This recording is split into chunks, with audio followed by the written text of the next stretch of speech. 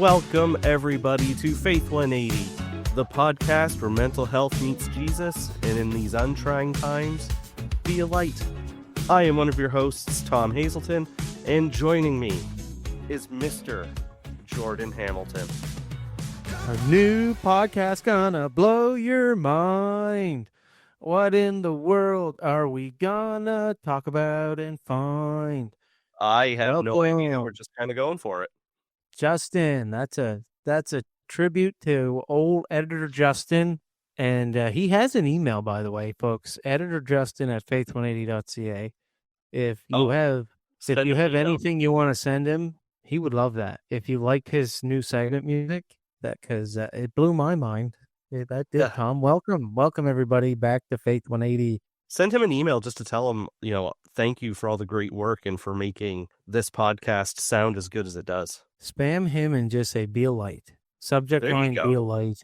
Text line, be a light. And send lighthouse photos of different around the world. So, yeah, for our global listeners, please send photos of lighthouses to editor Justin at faith180.ca.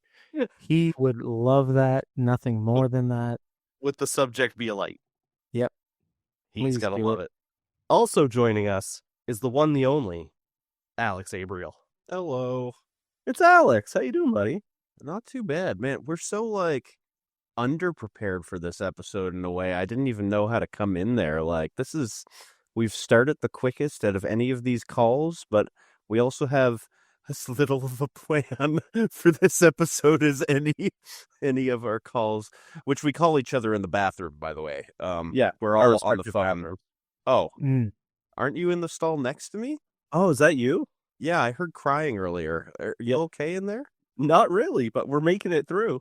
Okay. See, when we first started, there were 3 stalls. One that was accessible, and then 2 that were regular. And Tom and I, just as good people, said, we're not going to take the accessibility stall. That's not right. But now Alex is in there.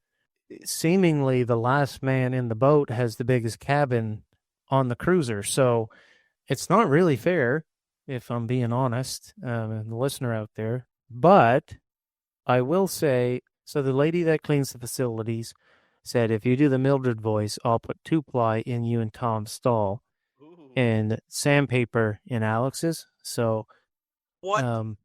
In a strange turn of events, the man in the biggest stall has the biggest misfortune awaiting in the toilet paper dispenser. So, can I tell you a really funny story, actually? You're saying I have the biggest stall. Actually, in university, we had, bathroom stalls in the communal bathroom for our dorm. And one day we just decided to see how many people we could fit in a bathroom stall with the door closed. People started crawling on the floor to get inside or, crawling over. We fit 13 people in one bathroom stall. Oh. And don't say the number. Yeah. Don't say the number, and we'll give a prize to whoever can guess. But it's too late. Justin, redact that. Edit that out, and then we'll give a prize to whoever guesses the number. Yeah, everybody here redacted. Everybody thought they were turning into Faith 180, but really they're turning into, throne room theology right now. We don't know what... That's what happens when you just kind of follow this Holy Spirit, and we said we weren't really going to have a plan. Here we are. Song's plan. How's your guys' week been? Jordan, what's been going on in your life? Truthfully, I have come in from outside. I have spent a lot of time outside and loving it. So, okay, strange sidebar, but relevant.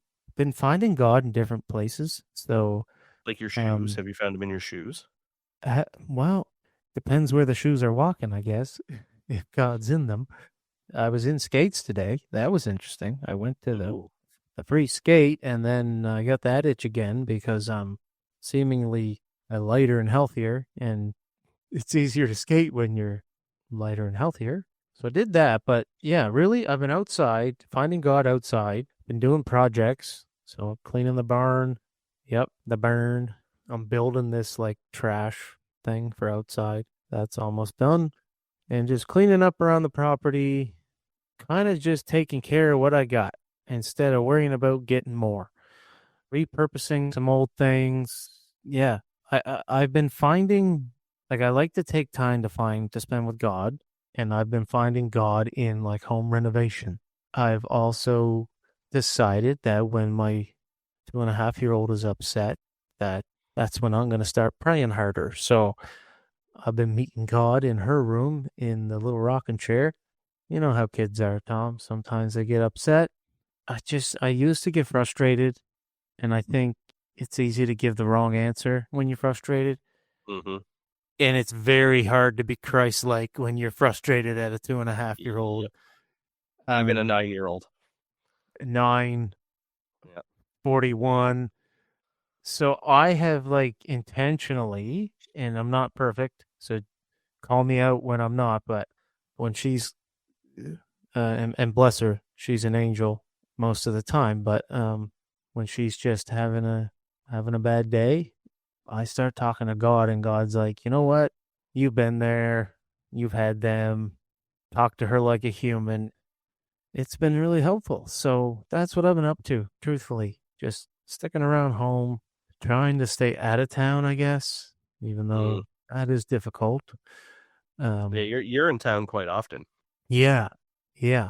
Daycare's out there, so I have to start my day out there, which Gotcha. we're working on, right? We're trying to centralize things. That's kind of been me. All in all, good. Yeah. Awesome. How about you, Alex? How have you been holding up, hanging in there?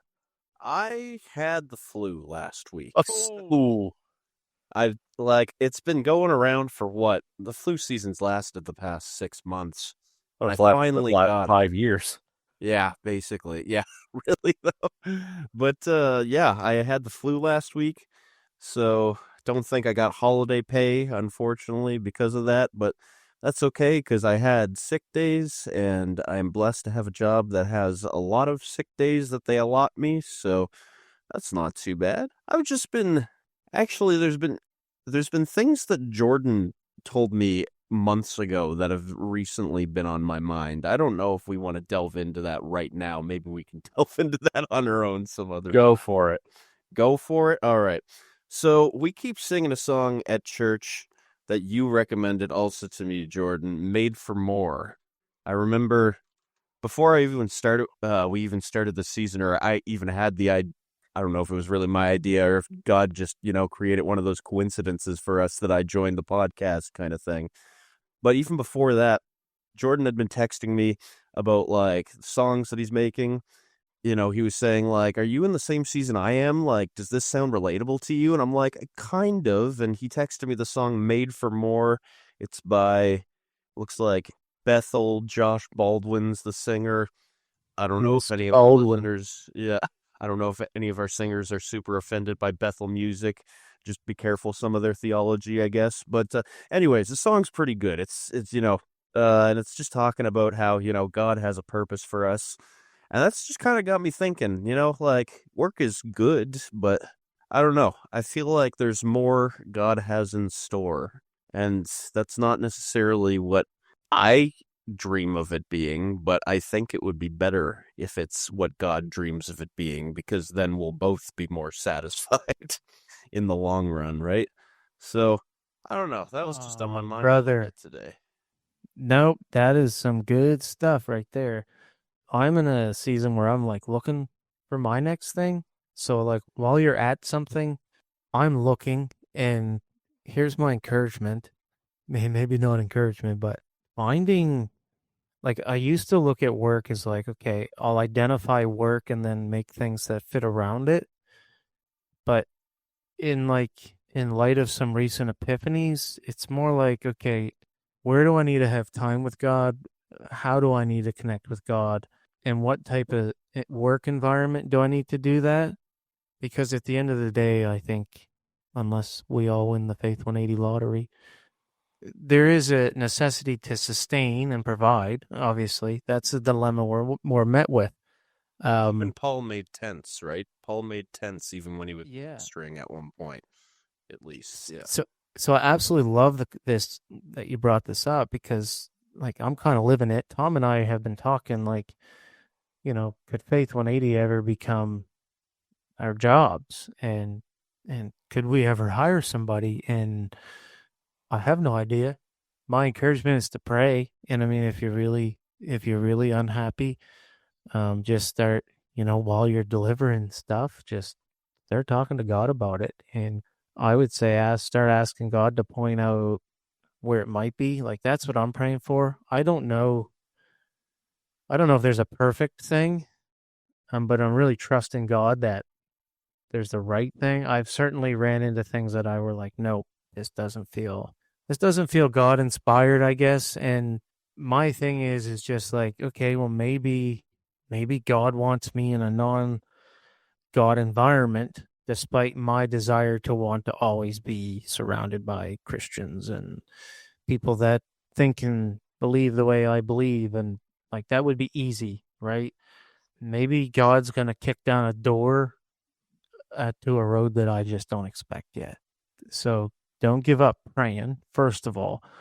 That's what I'm doing. As you're going about what you're currently doing, I mean, ask God, like, is there something in delivering packages I'm missing for you, Lord? Or, is this temporary? Should I be discontent? Is it okay to be discontent, Lord? I just start asking God, like, questions. I don't think there's wrong questions to ask God, and then but then pray expecting an answer is I guess a good encouragement. I think a lot of times it's easy to throw out prayers like, God, please do this or please do that, and then okay, well, what was the prayer? Was it directed? Some people ask, does God always hear my prayer? I mean, that's a lot more to unpack, but the more I talked to God and then the more I just started looking for answers, that was helpful for me. And I still don't have a lot of them, my friend. It can be frustrating, though. Tom, without going into details, I mean, you're shaking your head, and I know we've had discussions about this too. We've had many But I think, discussions about it. I mean, are we not supposed to, I guess, first of all, pray, but be content in the time and in the place and in what we're doing and where we're at? To me, part of it, and like I still struggle with this, because it's like, okay, if you're not happy with X, like current, then you'll never be happy with Y. And then the question becomes, okay, how do I become happy in the now? How do I become happy with God as like the first thing? Where do I find happiness in today with God, with what I'm currently doing? And then you can kind of reverse engineer to like, okay, where do I really need more of God to step in and intervene? Is it at home? Is it at church? Is it in the broader community? Am I overconsumed in these areas where I don't find God? That was eye-awakening for me. Like, with my kids, do I really meet with God there? Now I meet with him while they're screaming. And it's like, this is awesome. So yeah, those are the things and if this helps anybody that's also going through this, or like working, maybe you're not in a Christian environment, or just like in the things that upset you about that day, just start asking yourself, could I meet with God in those places? And then start asking God, okay, God, why am I upset in these moments or in these times or at this place, and trust he'll point you in that direction. Any thoughts? That's Jordo's non-theological support counseling minute. Yeah, Showing everybody. a lot of it makes sense, and there are times where I walk into where I definitely need more Christ, and we've talked about where that is in my life, and I'll get in the habit of praying before I go to those places, but then things I don't want to say don't improve, but I feel like I'm still stuck in the same cycle, and then I forget to pray, and then I eventually stop, and then I need to remind myself to do it. But yeah, like there's definitely one big main area of my life that's pretty devoid of Christ that I definitely need to pour into more, and it's like actively devoid of Christ. Like anytime I mention anything biblical or church or Jesus, I'm always stonewalled. Like, oh, we don't want to hear that. Like, you're wasting your time talking to us about that. Like, so I just don't. It's just, to me, whenever You I know need what to I go, do, Tom? what, do it more I would talk less and act like Christ more. and pray more. Yeah, and act like Christ more. And that's what I try to do. But yeah, it's just I more and more, and that's what I do. I talk less and I more and more seclude myself, Blow their minds. ride out the clock, and yeah, and that's what I do. Kill 'em with kindness. Oh, that's all I do. Or what does the Apostle Paul say? I'm pretty sure it was Paul. You're literally heaping hot coals on their head, which had a lot of historical context behind it, might I add. But like, he was basically saying, like, yeah, the same thing. You're killing them with kindness. You're making them feel. I don't want to even say. It's not like you're making them feel more that you're morally superior, but something in their conscience will feel convicted, realizing like, oh, God's presence is here. Like, whether they realize it came from you or not, or like, there's something different about that Tom. He's not mad when I shut him down about this, and he keeps bringing the donuts into work every day, even though we say, Oh, I man, can't afford like, donuts. oh, he keeps bringing the Timbits. Oh, there you go. Yeah, for our American listeners, what are they? The donut holes. Just donut holes. That just sounds so cheap compared to Timbits. Yeah. Like, I mean, it's funny. Just to put it into perspective, how long have we been doing Faith 180 for? 2022 is when we started? 27 years. For me. Yeah. Three months for me. We've been doing it for 3 years, and literally people who I see every single day, oh, I didn't know you had a podcast. I'm not going to listen to it. Like literally what they said to me last week. Like, cool. And it's like, well, at least you're hearing about it, It just made me laugh. And don't get me wrong, like I am not a preacher or nothing. These are just things I've tried, and maybe it doesn't work, but the more you talk to God, just like normalize talking to God. Yeah. It's really been working for me. And Tom, one of the things like you brought up is, outcomes. Yeah. So I'm going to take you a layer deeper on outcomes. And when I'm in an outcome now that I don't like, first question I ask is, am I mad because A, it's not my outcome? B, did I consider God's outcome or God's will? What was God's desire in this? So that can be a harsh reality sometimes. It's like, and facing yourself with God's will and relinquishing your will for it, but just kind of getting curious in your outcome, even the good ones. So one of the songs I've been listening to recently, and you guys can check it out. I don't know if you've heard it, but it's At the Altar. I think it's Elevation, but it's Tiffany something that does it. And it says, bring all your broken dreams at the altar, all your anxieties. But it also says, like, bring your victories. So when you're in a good outcome, ask God, what is the takeaway? Don't forget to spend time in the good outcomes with God. It's easy for us to forget, like, when good things happen. Oh, that maybe that was me. Nope. All God. No, even when it's you, it's still God. Yeah, no, it's funny how we're so quick to go to God when things aren't going how you foresaw things to go. But yeah, no, like I'm in an outcome currently where I'm asking that all the time, like, what is your will right now? Like the why, but again, trying not to be upset or angry when asking, because there's obviously a reason why. I just don't know it yet.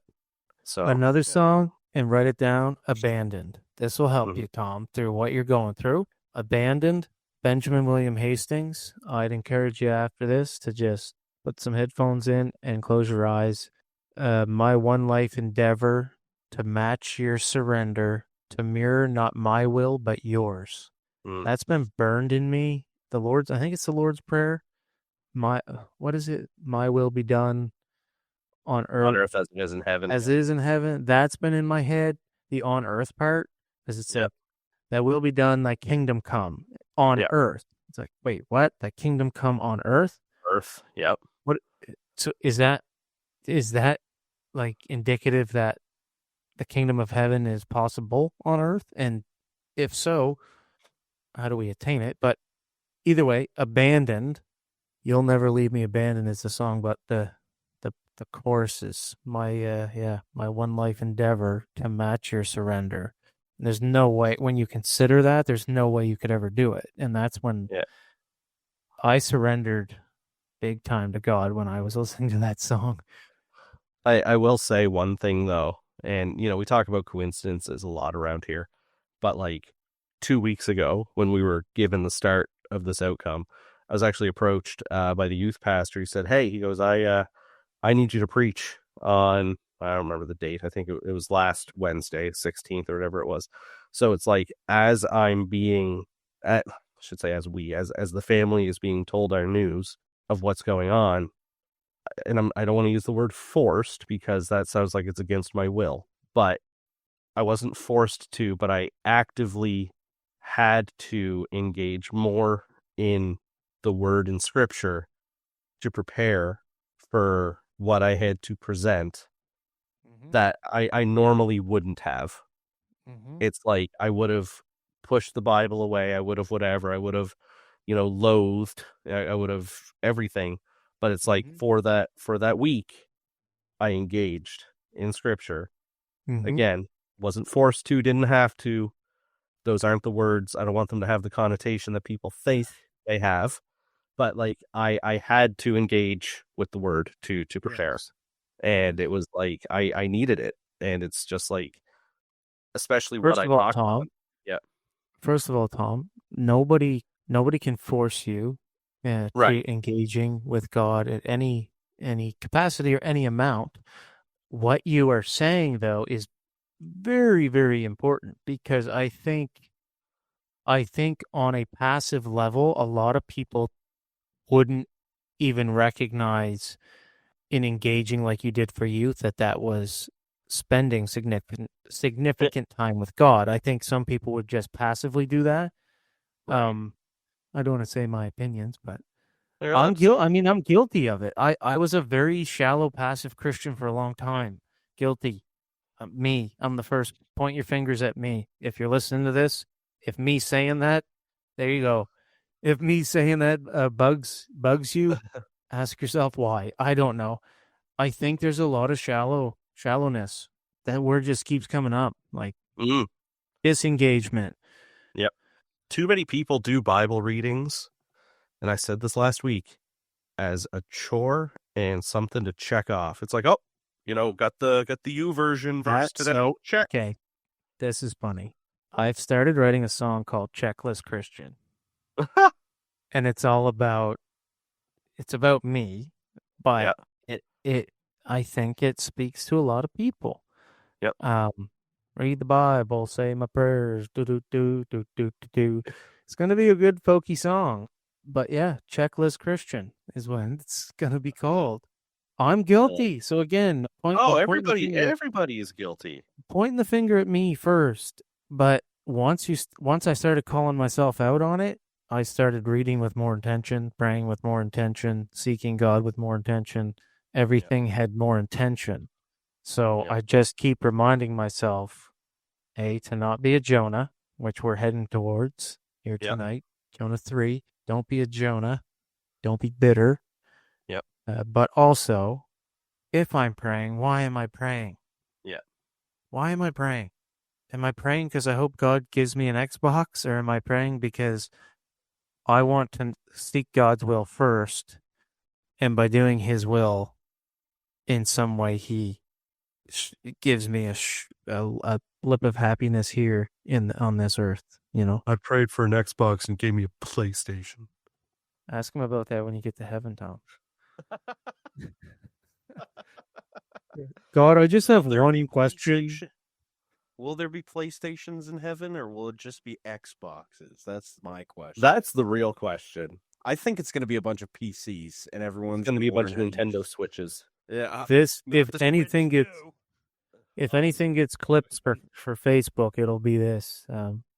Heart for PlayStation, thumbs up for Xbox. Yeah. Yeah. Comment for Comment for Atari. Nintendo Switch. No, yeah, Nintendo Switch. Yeah, that's what I meant. Yeah, Well, if Sega Genesis. if you didn't have a counselor and you tuned into this episode, we won't bill you. It's been a great conversation so far. I mean, Alex, you asked a great question. Start seeking God in your current space and ask him where you need more, and he will guide you to a better space or more happiness in your current one, I guess, would be my encouragement to that. And, Tom, for what you're going through, check out Abandoned. Really good song. And a few days before you and I cried on the phone together, I was crying in my car with that on the radio. So Men are allowed to cry with each other on the phone. Oh, And that's off the best. phone. And And off off- the phone, in the bathroom stall, Yep. at the hardware store. After dentist. stealing a plunger. When the milk spills, cry a little bit. They tell you not to, though, but it's okay. It's okay. That's a feeling that you are having, and your feelings are valid. But if you spill the orange juice, man up. That's all. Sorry. With the price of milk these days, though, if I spill it, I'm crying. Yeah, I hear you. We're at the point where Happy Meal milk, we don't throw that out. We bring that home and use it in our Cheerios. Bring that home and put it in the big carton. It goes in the big Top- carton. Top off the big carton. That's real. Heck, even if it's like coffee creamers, steal a couple of those creamers from like the gas station and like just top up your blend mix that you got. Faith 180 does not endorse stealing. That was a joke. Don't actually do that. Except I really do like drinking those little shot creamers at the restaurants. I don't even order the coffee. You strike me as the type. Man in Yarmouth caught stealing coffee creamers. And doing shots of it in the park. Turns out he was on a podcast, a Christian podcast. The youth pastor made me do it. It was a bet. The coffee mate bandit, they'll call him. His picture will be everywhere. We knew we were going to go viral. We just didn't think it was because our co-host was stealing creamers. I don't know. I kind of want to get a bunch of them and go shot for shot with you and see who can last the longest. Oh, dude. Well, oh man. Next episode, you guys bring No, that'll be. I don't know, bring 3 dozen each. Bring 3 dozen each. Actually, me and a buddy used to. I've done the gallon University. challenge. The what? What's that? I've done the gallon challenge. I did not complete it. A gallon of milk. I had like a little bit left. A gallon of milk in 1 hour. Oh, that. Cows shouldn't even drink that much milk. Like calves shouldn't. Oh, I almost had it. I was at a Christian university. It's funny that you say that. I don't know. We're gonna get totally. Well, then you should sidetracked. laugh, Tom. You should laugh. We're gonna get totally sidetracked here, but you say not even cows. People shouldn't even be drinking milk. That is milk for cows. You're not wrong. That is why there is so much lactose intolerance in the world, is because people are building up the immunities to it. Like, milk is not meant for human consumption, but we consume it anyway. I'm guilty of it. I drink a glass of milk every now and again, but that is literal. Yeah, that milk is for cows, but we humans decided to carton it and drink it. You heard it here first, folks. We've got an anti-milk enthusiast and I'm not anti-milk. We got one guy that can't keep his hands out of the coffee creamers at the gas station. This guy here is fighting the milk battle. I have to confess something tonight. Alex got his Ladybugs. hand up first. I don't like ladybugs, and I have a thing against them. So Most of them send are us across the internet. Most of them are Asian lady beetles, so you're allowed to not like those. They're an invasive species, but Asian lady beetles. Yeah. So I do want to fact check myself earlier. Apparently, calves do drink probably over a gallon of milk. It says like calves drink like 4.2 liters, which I'm pretty sure 4 liters is basically a gallon. So that's a Holstein calf weighing 90 pounds at birth would be fed that much. So I was wrong. They do indeed drink about a gallon of milk a day. What a big lawsuit we just avoided there. Thanks, Alex. Good thing for that fact check. They Good have thing. 4 stomachs, right? So that's like a liter per stomach. Yeah. If you think about it. How do people milk an almond? How do you smoke a kayak? Oh. How do you How bark? could A plastic. Up a wrong It can't be tree. good. It How can't be can a good. door? How can a door be a jar? It is a door. Is a hot dog a sandwich? Oh man, don't even get me started on that. Because if a hot dog is a sandwich, that means the ocean is a stew. Tom, why are you so cute? Like, these are questions that we have to answer. Science can't. Jess is a lucky girl to marry you. There you go. I'm that random fact guy. I'm the random fact guy. Well, listen, fellas. I was about to say, let's put us back on track, Jordan. Jonah. The one medicated ADHDer, put us back on track. Yes, that's why I'm here. That's why they pay me the big bucks. Gentlemen, I have some news for us. It's Justin, cue some sort of music that's like some sort of I don't know, like a bonanza, like a wacky wavy inflatable flailing tube man music. We just love what you do here. So I'm gonna say a thing here. I'm gonna say and then cue that music. So it's giveaway time.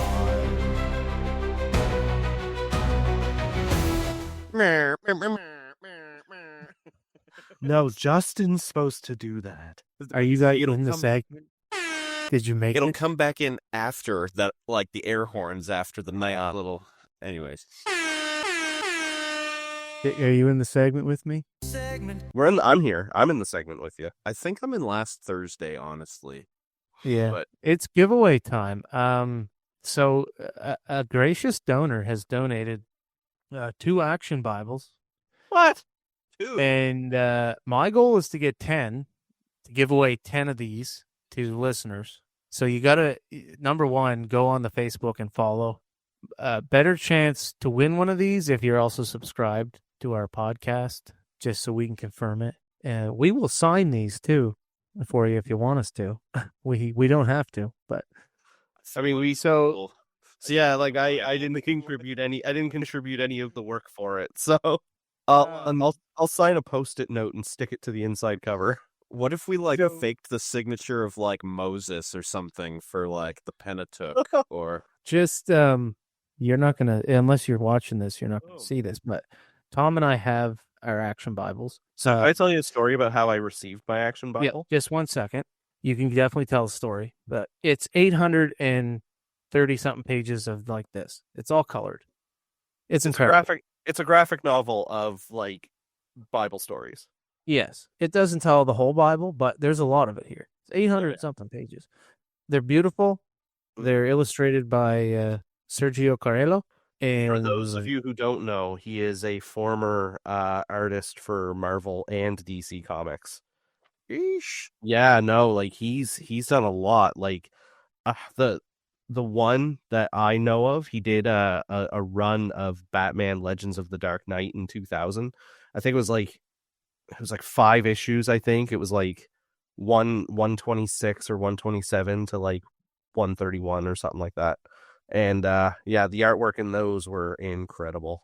I have them here somewhere. They're in a box somewhere. yeah, and not gonna lie, Sergio and I have been emailing. Maybe he'll come on Faith 180. Maybe he won't. But he has so cool. he has responded That's to John Baptist. our inquiries. So thank you, Sergio. Thank you. He knows we're going to be bragging up these Bibles. He's offered us a discount with the publisher. So he's Sweet. emailed over to the publisher. So yeah, thank you, Sergio, for That's that. incredible. We'd love to talk to you on Faith 180 if you have the time, but just want to briefly say, like, this Bible fits with this podcast tremendously in terms of accessibility and making Jesus more accessible. Here's a little anecdote. I read Ruth the other night, and sometimes it's hard when you're just reading the Bible to put imagery to things. The timeline of the Bible can be confusing. You're not sure where in the world you are. What continent are we on? What do the buildings look like? What did the people look like? So when I finished reading Ruth, which it was my third reading through, so it was pretty in-depth reading, and I still was just like, I'm going to go to the Action Bible. So I flipped to the Action Bible in Ruth, where it tells the story of Ruth. It was in there, and it just came to life instantly. I didn't have to YouTube anything. The story lined up with the Bible I had just read, and even as an adult, it was super cool. Because I mean, you guys know what I'm talking about. You're reading the Bible, and it's like, and they went to this place, and then they scooted over here, and you're like, okay, is that like downtown Toronto? What does it look like? So yeah, I would like to know what translation of the Bible uses the phrase "and they scooted over there." yeah, I'll find that for you, dog.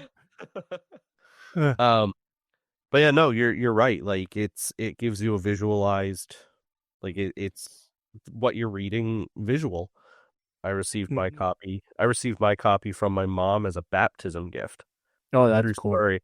Yeah, so I got baptized literally the week before COVID lockdowns in 2020, and my mom got me a copy of the Action Bible, knowing how much I love comic books and graphic novels and whatnot. So I thought that was super cool. And I had a conversation with the guy she bought it from. She actually bought it from Chris when he still had his store on Main Street. And it's kind of funny you're talking about making the Bible more approachable and making it easier to read and whatnot, because he was like, imagine if the Action Bible was the Bible that was in hotel rooms.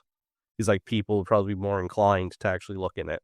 Oh, And I'm like, you're 100% right. he's exactly right. And Yep. I told Sergio in an email, I just said, look, it sparks curiosity. The imagery is beautiful. Yep. It helps you put in, I can't comment on the accuracy of the depictions and the characters, but Right. just having faces to the stories makes them real. And when they're real, it's a lot easier to believe and understand them. And Does this use like an actual specific translation that it goes along with, or is this kind of like paraphrased versions? Well, keep in mind, it's a lot of dialogue. Like there's not a lot of like, yeah, it's not like words in red or anything like that. right.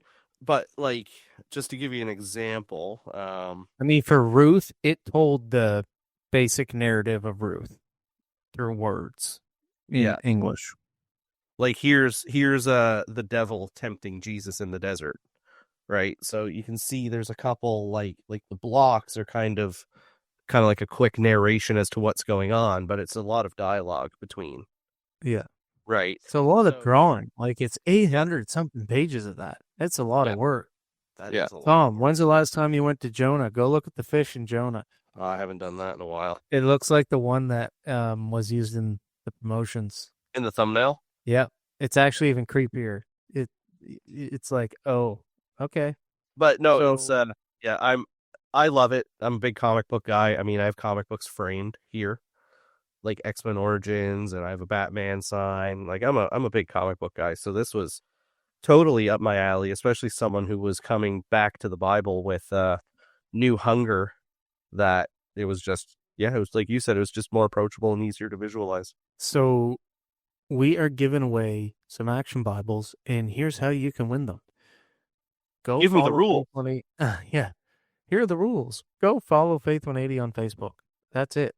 We are like 233 followers, I think. When we hit 300, we'll pick one of the first 300. It's that simple. So everybody that is currently following is You're already in the draw. You've already done the work. And we'll post this video of this on Facebook and share the rules.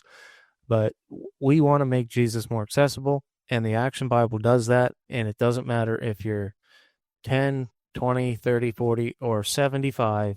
If you can't read at all, this could be the Bible that helps you connect with Jesus, because there's a lot of pictures. So I know there's some people that just can't read. I was on a road trip not too long ago, and I I don't know if he listens, but nobody would know anyway. But a friend of a friend said that he doesn't know how to read.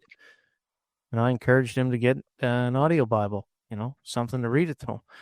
But yeah, go follow Faith 180 on Facebook, subscribe on iTunes or Spotify or wherever. That'll help you. There's the fish. That is the fish in Jonah in the Action Bible. Isn't that beautiful? Found him. That's not a sperm whale. I don't think that's even has baleen or anything like that. That's what Tom said when I made that advertisement. It's word for word, verbatim, what I said. Tom said that there is not a sperm whale, Jordan. Sweet. Peter as the rock. Can you smell what Peter is cooking? Peter, is this stew? This is an incredible opportunity, and it's awesome that we are, that, like you said, we've been given 2 copies to be able to give out. So I mean, they're $50 a piece, so it's yep. we want to give away 10. That, do the math. But listen, That's if you're listening and you want to support us in this, truthfully, the mission here is just to grow the podcast and to have more people and more awareness around it. So when you watch this or hear it, subscribe, like, because I'm not going to say that we're not going to go just pick people at random and give them Action Bibles. Right. I'm also not going to say that we are going to do that, but I'm not going to say we're not going to do that. We could be walking through our church and just ask you if you're a subscriber. And if you are, you get an Action Bible. I'm not saying we are going to do that, but I'm not saying we're not going to do that. So if you want to donate some Action Bibles to us, we're looking to give them away. And we're happy that we have 2 to help grow the podcast. So just go follow us. That's all you have to do. And it would help if you share the post about the giveaway, because the faster we get to 300, the faster we give it away. And at 400, another one. So, yeah. And everybody that's already subscribed or likes or follows the Facebook page, you're already in the draw. So let's give away some Action Bibles, fellas. On that note, can we cast lots to see who gets an Action Bible? We will. That's exactly what we're going to do. Do we? We don't know exactly lots. We don't know exactly what lots were. Remember, we had this conversation. That's true. We don't know what they are. Were there few or were there many? I mean, they're definitely plural. They were lots. Lots and not a lot. Yeah.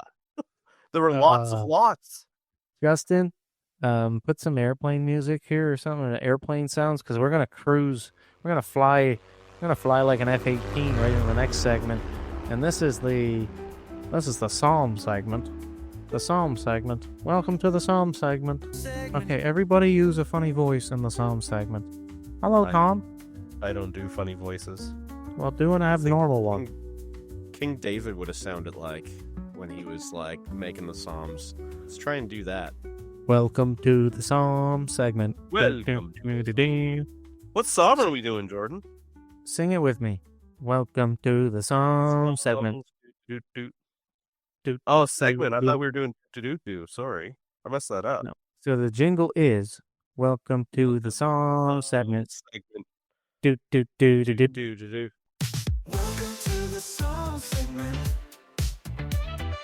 Welcome to the Psalm segment. Perfect. I don't think we're getting any better than that, boys. Psalm 2. Psalm 2. So on Jordan's tips and tricks to be a healthy Christian, I went on Amazon and I bought the Psalms, the Spurgeon Psalms. And it's in this nice notebook, and he has a commentary on every Psalm. We're going to go to Psalm 2. When's the last time you were in Psalm 2, fellas? Probably couldn't tell me that. Really, the last time I was in Psalms was just after we talked and recorded the episode with Dave Hockley. So you can go get books of the Bible in just like little notebook forms. And there's tons of room in this to write. And I bring that with me in the car. So when I am struggling to spend time in God's Word, I now have a convenient, non-heavy, invasive method that is not my phone and not distracting. And I take out my Psalms and I read the Psalms. And when I'm done the Psalms, I'll go see if they got Matthew, Mark, Luke, and John. I don't know.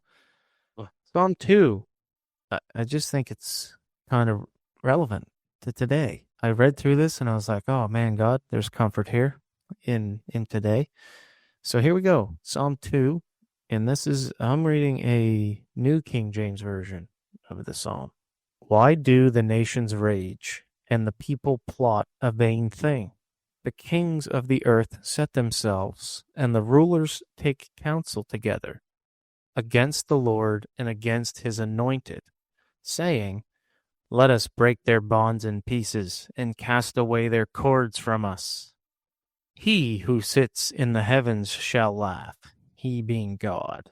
The Lord shall hold them in derision. Then he shall speak to them in his wrath and distress them in his deep displeasure. Yet I have set my king on my holy hill of Zion.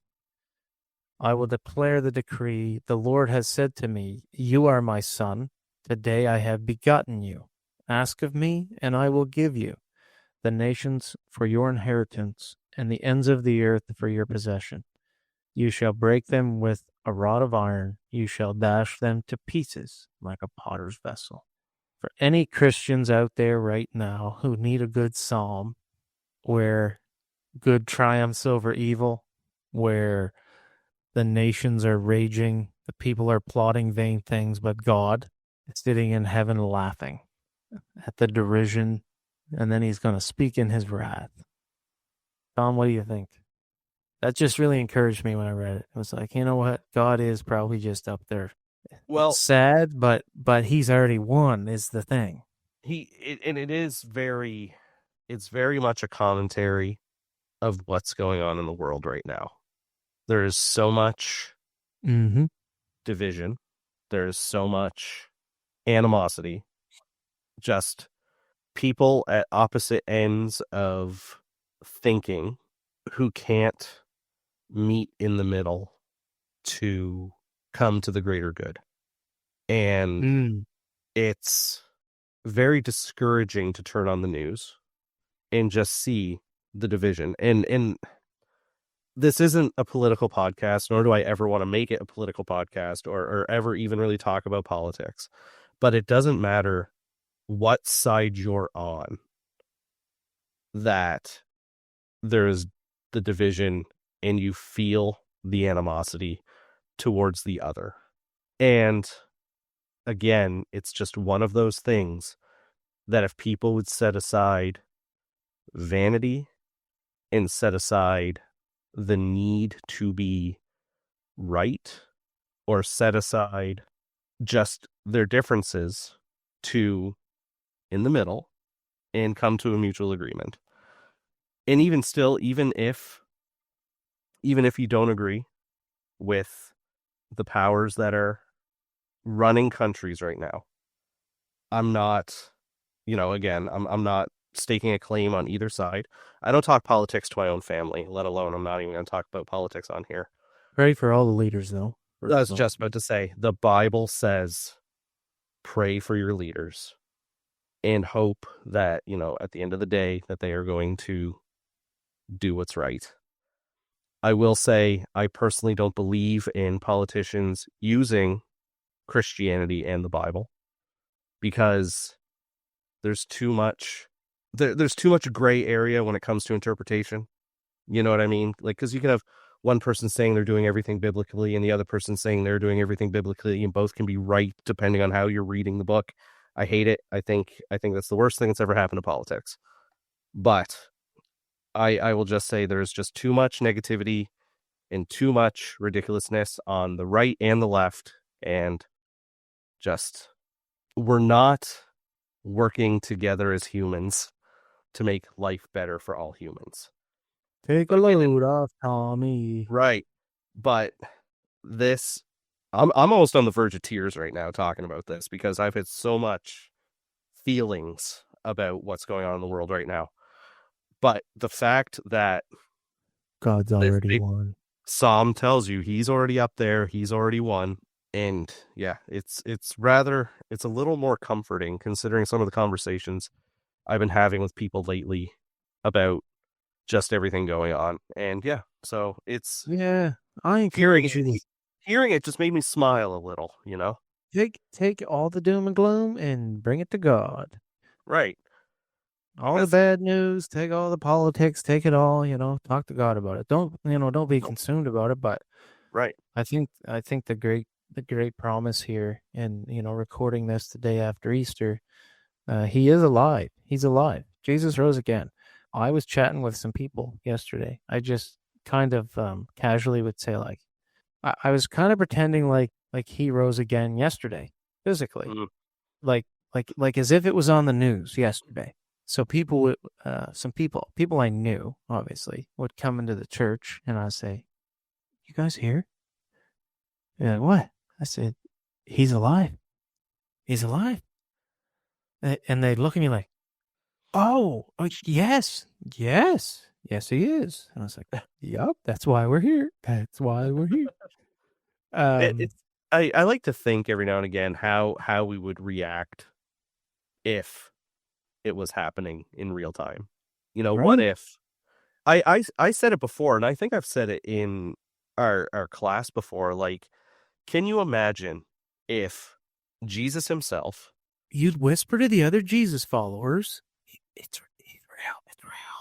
right? No, but I'm just saying, like, our society our society is in such a way right now that Jesus could be on it. Like, hypothetically speaking, Jesus is here. He needs to reach the most broken people. He needs to reach, the people that needs to hear from him the most. What's he going to do? He's going to go on Facebook Live. Let's be honest. He's going to go on Facebook Live. He's going to preach truth. He's going to preach whatever. We're going to watch it. And most people are going to say, that guy's crazy. Yeah, that was Yeah, that was AI. It's kind of funny just how it is. I have a funny story about that, and I might have shared it on here before. But I know I've shared it before, like in a group setting.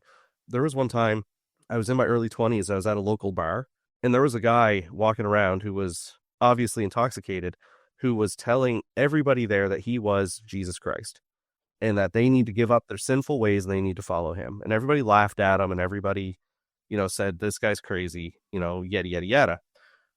But now I've thought about this guy many times over the last 5 years. And keep in mind, this was like 20 years ago that I saw this guy, but I've thought about him so much. And I think to myself, well, first of all, in no way am I insinuating that this man was in fact Jesus Christ. However, what I was thinking and what I do think is if Jesus Christ was here now in Yarmouth on a Saturday night, he would be at that bar because that is where he would be needed the most. Yeah. And it blows my mind when I think of that. He wouldn't be at a church. No, I can tell you that. no, he would be. I don't think. I mean, I'm not. Don't, if there's theology that he would be at a church, I mean, I'm not gonna fight against that. But that's just an opinion. Right. There's I mean, potentially he would be at churches at times. He did preach in synagogues kind of thing, but he'd definitely he'd be hanging out with some people that, I don't know, in our North American culture, our Christian North American culture, I should say, that we even kind of are like, I don't know if you should hang around those people. Like, I don't know if you should be around when they're doing that stuff. Cause like he hung out with, he hung out with lepers. He hung out with prostitutes. He hung out with a man who killed Christians. Like, what was it? I actually have kind of an experience, like, Preach. I guess, questioning this kind of thing. I for an internship for school, I worked with a missions group in Honduras, for those listening who haven't heard that before. Yeah. And I think once a week would go around as this church group. We'd go out, we had these little plates of food that was like rice and beans, or like some really simple stuff, but you can pass it out and give, one to everyone in the family. And like for some people, that was maybe like, their second meal of the day, if not their first meal of the day, right? They knew this was the time that the church went around and handed out food. We tend to go down this area too, where like some prostitutes hung out, and we'd give them the food too, right? Like, so I've been down that street before, seen them, like I'm pretty sure one time we drove past and someone was actually trying to solicit one of them while we were there, right? But they picked up the food and everything. And one of my first times, because I had been to this place and done this like on a short-term mission trip once before, right? But this was kind of just me being down there without really any friends from back home processing this. I'm like, man, this is pretty sketchy. Like, it's okay to do, but like, I don't know if this is what the kind of place Jesus would really be ministering in. And then literally like 2 seconds later, I'm like, this is exactly where he would where be. Jesus would be. Like, this is exactly the kind of ministry he did. Like, that's why they accused Jesus of being a drunk, or, he hangs out with tax collectors and sinners. Like, now, mind you, use some discretion in that. I don't think, he's necessarily going to be like hanging around a trap house while people are shooting up. But, would he be ministering to people outside, or ministering to like, oh, you're, obviously we don't want to modernize it too much and say Jesus is doing something that he's not. But like, what was in the same context Jesus doing back then that we think of as audacious today, right? So I'm fired up now, strictly because I've spent a lot of time thinking about a lot of what we're talking about right now. But what really, and I don't know, I don't want to say anything that's going to really offend anybody, but what really, I don't even, I was going to say it. What really pisses me off is when Christians turn their backs on groups of people that need grace and love the most, because these certain people don't fit in biblically on who, quote unquote, should be let into like a church community, a church, whatever. Because we as people, we let our earthly wants and needs get in the way, because we still want to hold ourselves higher than other people. Hey, I might be a drunk, I might be an adulterer, I might be a drug addict, but at least I'm not that. So what we do is we turn our back on groups of people that need our love, that need our support, but for whatever reason, we don't want them in the church. I'm fired up. Yeah. So that's my rant. That is my rant. Oh, just even saying like, of course Jesus would be outside helping people who needed it. Yeah. Right? Or like he would be, he sat down and ate with these kind of people, right? Like, Right. and here we think, Okay, here's like, the maybe truth. it's, yeah. Here's where the plane is gonna land, and we're gonna talk about Jonah on the next episode. Jonah chapter 3, folks. You're gonna have to come back for that. I don't know why I've gone. It's real southern all of a sudden, but Because Tom was very fired up. got me all fired up, and now all of a sudden I want to go hunting or something. I don't know. Anyway, we'll get to Jonah chapter 3 Eventually. in a few episodes. What if we got the Duck Dynasty guys on here? If We weren't tried. so southern. And we tried. We did? We have a contact. So we have made contact with the guy that ran the lawnmower racing episode when they did lawnmower racing. He is Uncle Si's agent, and I have spoken with him on multiple occasions. Uncle Si, if you do listen to Faith 180, you're welcome on any time. I'm going to also reach out to Sadie. I'd like to see a Sadie. But listen, guys, to everything you're saying, even our listener right now, like, this is for you. God wants your heart. Yep. Okay? Alcoholic, addiction to this, addiction to Y, anxiety, depression, eating disorder, struggle with this, struggle with that, anything under the sun. Anything that your heart gets joy in, that's not God. God wants your heart, okay? That's my encouragement. And to Tom and Alex, God is seeking hearts and he's hunting them down. And that's what we need to pray for as Christians. God, work through this community, reveal yourself to people, make yourself known to people, use this podcast to help people come to Jesus. Because I think the more people that have an encounter with the Holy Spirit, the less people you're going to hear arguing for any of this. So What was it? we just need more Jesus. What Jesus said was, it's the sick that need the doctor, not the healthy kind of thing. So yeah, if you feel like you've screwed up, I'm gonna preach now. If you feel like you've screwed up too much for God, you're wrong. I believe that's one of the founding beliefs of Faith 180 is not too far away for him to still save you and still change you. Like, dude, there's so many old time stories of people coming into a church being a lifelong drunk and then never touching liquor again a day in their life because Jesus turned them inside out, kind of thing. Cal Maskery. Right? Yeah. And Cal's going to come back and chat with us probably this season. That would be great. So, yeah. I mean, guys, what a fun conversation tonight has been. We've been flying through segments. Tom's not done. Go ahead, Tom. No, I just want to say, I just want to close out just with one of my favorite pieces of scripture. It's a very quick piece of scripture. It's John 13:34. Yeah, no, I was going to say we're going to wrap up and talk about Jonah next time. And you guys have anything you want to chat about before we go?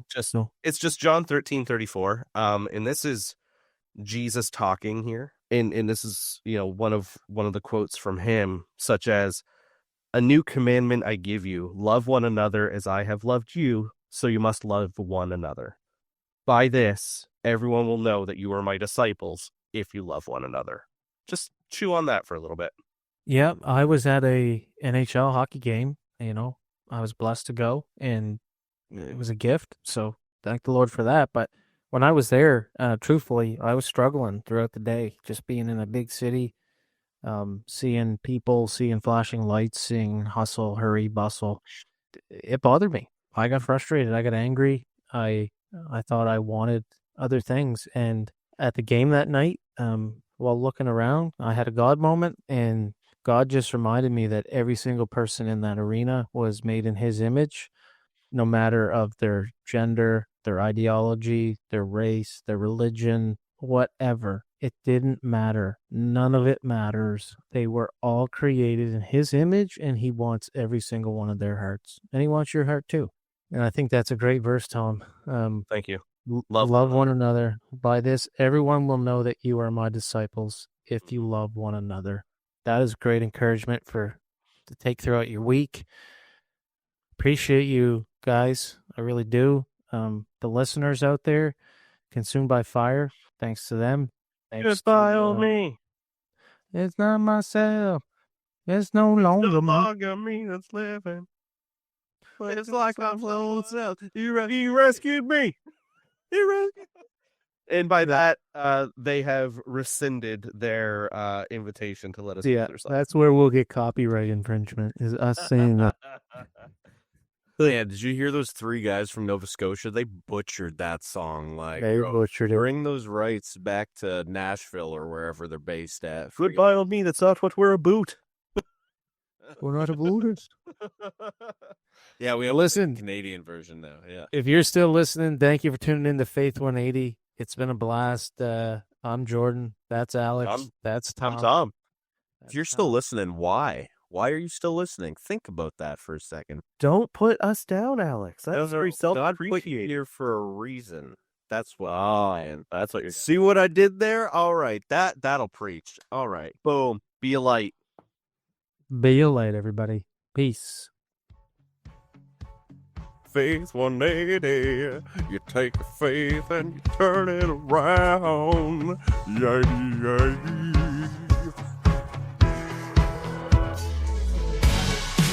Faith 180 is a Christ-centered podcast devoted to making the infinite grace, glory, and mercy of Jesus more accessible to everyone, everywhere. Created, produced, and hosted by Thomas Hazelton and Jordan Hamilton. Co-hosted by Alex Abriel and produced and edited by Justin Gaudett. Consumed by Fire's Goodbye Ol' Me from the album First Things First is used with permission. You can find the band on all streaming platforms and social media is linked in the description below.